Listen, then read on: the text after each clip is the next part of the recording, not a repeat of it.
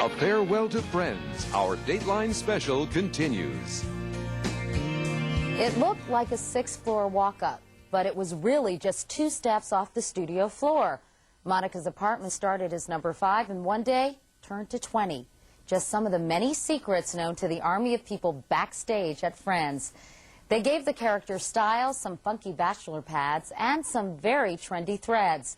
Lisa Kudrow sent me off on a tour of the scene behind the scenes at Friends.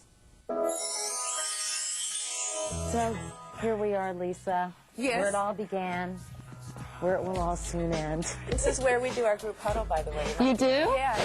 Call them superstitious, but for a decade, the cast would huddle up for a little backstage bonding before they'd film each week's show.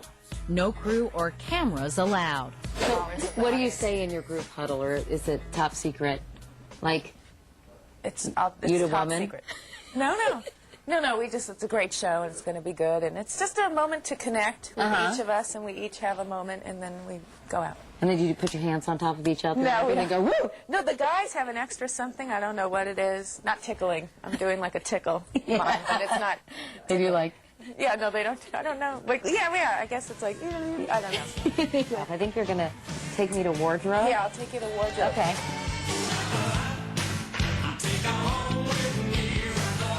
And this is Deborah McGuire. Hey, Deborah, how are you? Talk about a dream job. A lot of clothes in here. A clothes horse could go crazy in here. This is Jennifer's wardrobe that we set for the week. Deborah McGuire's been dressing up the cast of Friends since day one. In the beginning, I made a lot of the clothes, most of the clothes. You did? Yeah. And her trendy threads helped set the 20-somethings fashion agenda for a decade. But are those Uggs? Those are Uggs. Those and are sort of fancy Uggs. They're fancy You can't Uggs. find them on the website. You No, can't they're find gone. them. I've got a good connection. Do you? Yeah. Do you like my shoes, by the way?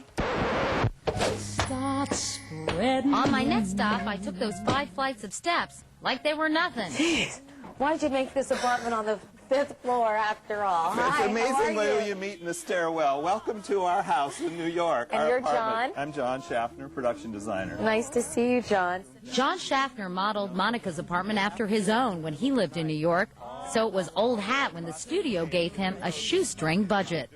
Well, I mean, it's a walk-up. It did belong to Monica's grandmother, rent control, you know. New York, New York. There used to be a wall right here. You see, these are the old beams. Right. And But a designer's work is never done. The downside is Schaffner would typically have less than a week to build new sets like this English wedding suite or this Vegas casino.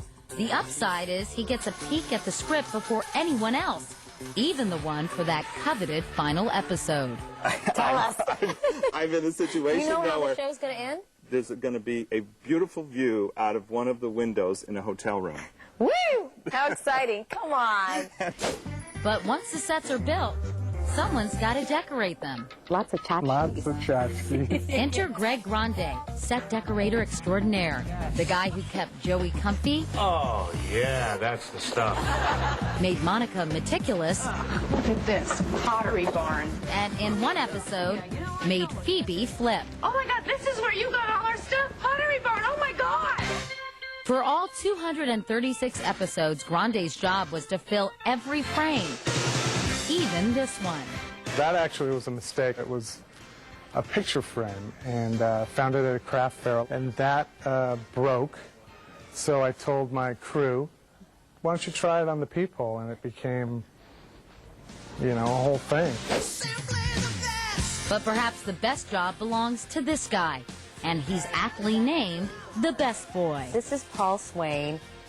Paul, who'd have thunk it? You have become famous for a very funny reason, haven't you?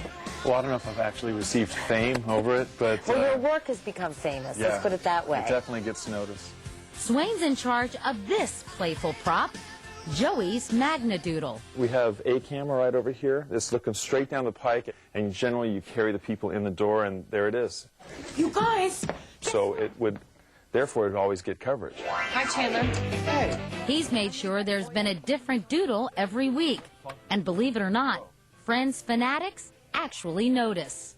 When Friends may or may not have come back last year, They were looking for hidden meanings being given through the Magnadoodle. Is it going to come back? Is it going to be a 10th season? These people need a hobby. You want to try a Magnadoodle? Well, you want to do one? Okay.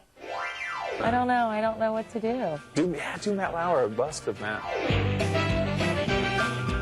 There's his little jacket, collar, tie, his nose.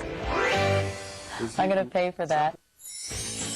Coming up, Joey, the lovable stud, moving on to his own show. Think you're going to have any guest shots from any Friends cast members? I would love it. What about you? You want to come be on the show? Sure. Matt LeBlanc, flying solo. I got it, Rach, okay? Let's start sailing. And I want to go over there to that boatload of girls. Oh, okay. Is that what you want to do? I don't want to go, yoo-hoo!